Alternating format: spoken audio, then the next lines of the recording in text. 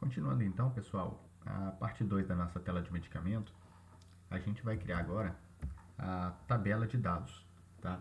Então, eu vou colocar aqui P:\Data Table. E como eu já sei que eu vou precisar de 6 colunas, eu já vou colocar essas tags aqui, tá? Que são as tags que definem as colunas da nossa tabela. Ok? Então, a gente vai atribuir aqui o value da nossa tabela. O value dela vai ser a nossa lista de medicamentos. Então, eu vou chamar medicamento mb.medicamentos, tá? E aí ele vai trazer a nossa lista. A variável da nossa tabela, eu vou chamar ela de m, para deixar um nome mais curtinho, tá? A gente vai precisar do ID dela, né? Até porque o botão de salvar lá no painel grid está usando a tabela, né? E só adicionar mais alguns detalhezinhos, eu vou colocar aqui um paginator para ela, tá? Vou colocar como true e ela vai ter aí 5 linhas, tá? A partir da sexta ele já vai para a página seguinte, beleza?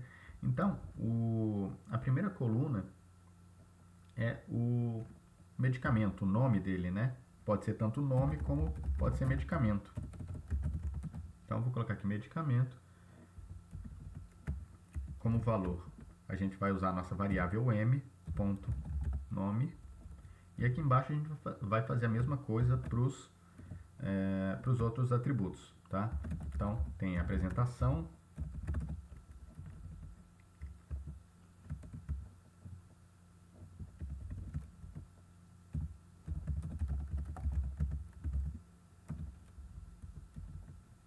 o próximo é laboratório,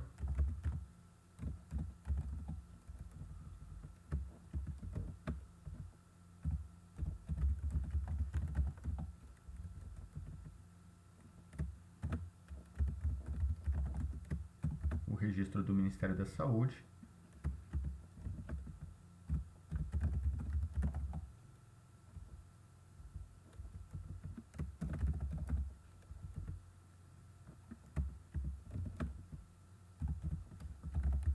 o preço que esse medicamento vai ter. E aqui na questão do preço, a gente também tem que fazer uma alteração. Como lá no formulário a gente usa vírgula, né?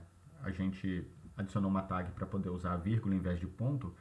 Aqui a gente tem que modificar também para ele apresentar essa informação na forma da nossa moeda também, tá? Então a gente vai usar aqui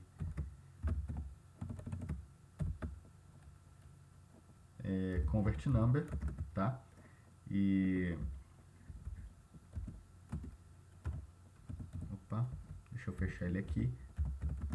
O type dele é currency, tá? Se você der um Ctrl espaço, ele já dá a opção para você. Aí você vai usar o currency. E currency symbol, a gente vai colocar o R e a cifra, tá?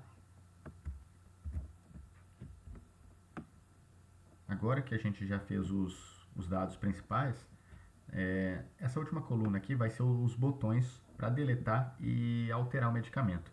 Então, eu vou só remover esse output label aqui, tá? O header text eu vou deixar ele vazio mesmo. E aí, aqui a gente vai adicionar 2 command buttons, tá?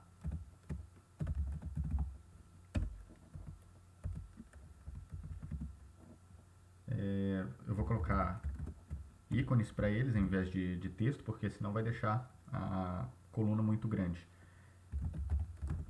A gente vai precisar do atributo update do process, tá?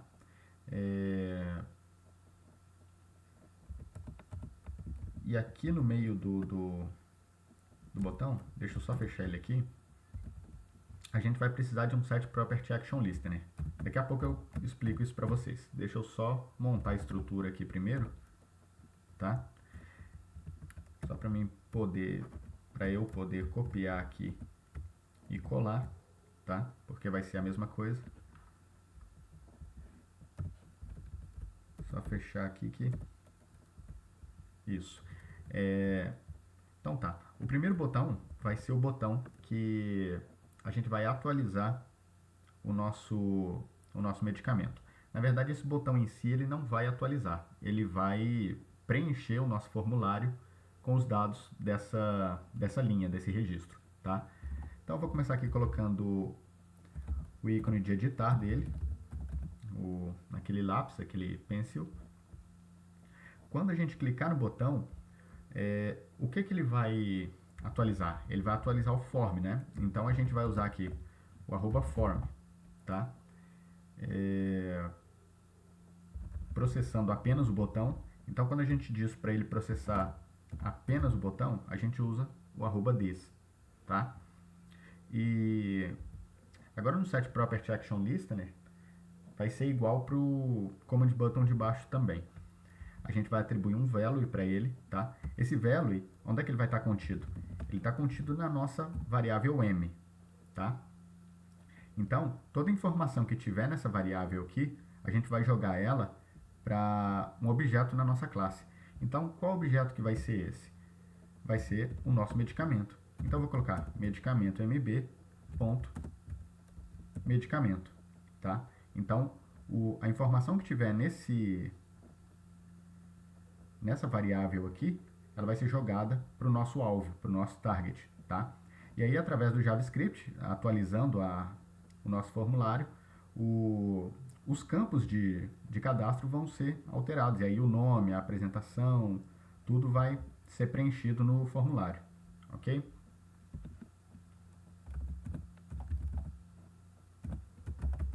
Aqui eu vou colocar o ícone da lixeira.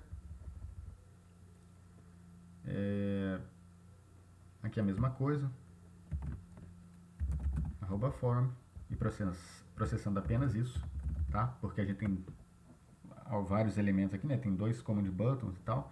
Então a gente tem que especificar muito bem quando a gente está trabalhando dessa forma aqui, ok? Aqui vai ser a mesma coisa.